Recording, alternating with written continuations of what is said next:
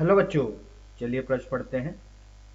समतल से लंबवत और केंद्र से निकलने वाले अक्ष के परित एक गोल डिस्क का जड़त्वाघूर्ण I2 है।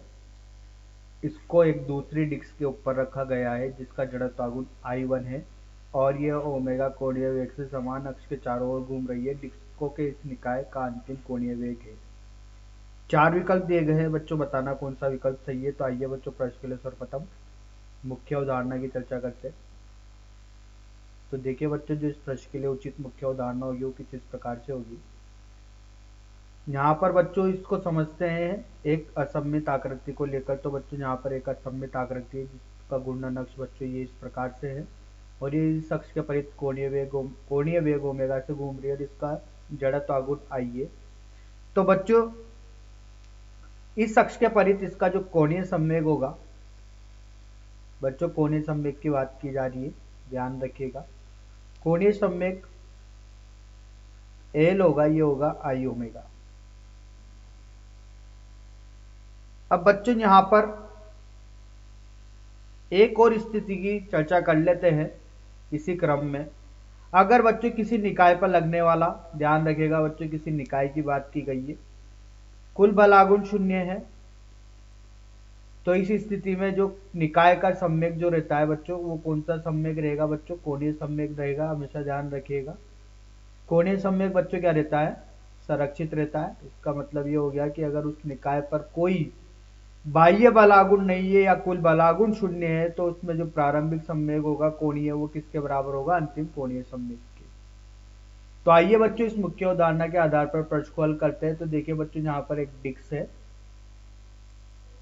इसकी अक्ष है बच्चों यहाँ पर ये कुछ इस प्रकार से ये अक्ष गुजर रही है इसके तल के लंबवत, और बच्चों इस डिस्क के ऊपर एक दूसरी डिस्क रखी हुई है कुछ इस प्रकार से, ठीक है। अब देखिए बच्चों यहाँ से बताया गया है कि एक गोल डिस्क जिसका जड़त्वाघूर्ण क्या है? I2 है और दूसरी डिस्क जिसका जड़त्वाघूर्ण I1 है, और बच्चों ये एक समान कोणीय वेग से, मतलब इनका जो कोणीय वेग है वो दोनों का एक कोणीय वेग ओमेगा एक समान है। तो बच्चों यहाँ से अगर इसके हल पर चर्चा की जाए तो देखिए बच्चों इसका हल कुछ इस प्रकार से यहाँ पर बनता है कि पहले डिस्क, बच्चों डिस्क क्या होती है बच्चों? डिस्क चकती होती है जिसका द्रव्यमान जो होता है वो पूरे निकाय में सम्मित रूप से वितरित होता है। तो बच्चों यहाँ पर पहले डिस्क का कोणीय संवेग L1 होगा, वो होगा I1 ओमेगा के। इसी प्रकार बच्चों बात की जाए तो दूसरे डिस्क को पहले डिस्क के ऊपर रखते हैं, ठीक है। तो यहाँ पर जब इसके ऊपर रखने के पश्चात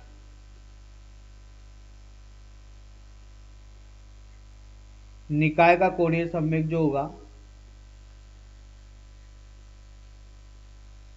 वो देखिए बच्चों निकाय का कोणीय संवेग किस प्रकार से होगा? ये होगा बच्चों L2 बराबर I2 ओमेगा के।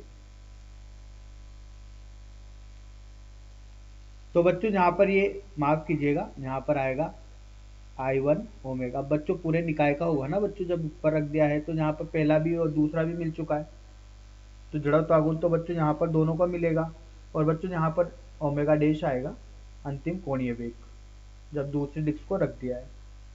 अब बच्चों बाह्य बलागुण की अनुपस्थिति में कोणीय संवेग संरक्षित रहता है, जैसा आपने मुख्य उदाहरण में देखा। तो यहाँ पर अगर कुल बलागुण की बात की जाए या बाह्य बलागुण की बात की जाए तो बाह्य बलागुण या कुल बलागुण बच्चों 0 है निकाय का, ठीक है। तो इस निकाय का कोणीय संवेग क्या रहता है बच्चों? संरक्षित रहता है। और ये कोणीय संवेग जो संरक्षित रहता है बच्चों, ये किस प्रकार से रहता है कि प्रारंभिक कोणीय संवेग किसके बराबर होगा? ये अंतिम कोणीय संवेग के, ठीक है। तो प्रारंभिक कोणीय संवेग इसका कितना था? I1 omega. अंतिम कोणीय संवेग इसका क्या था? I1 धन I2 ओमेगा डैश। बच्चों इस निकाय पर कोई कोई बाह्य बल कार्यरत नहीं है, ठीक है, और कोई सा भी ऐसा बलागुण कार्यरत नहीं है जो कि इसको घुमाए, ठीक है। तो यहाँ पर बच्चों जो इसका अंतिम कोणीय वेग होगा वो होगा I1 बटे I1 धन I2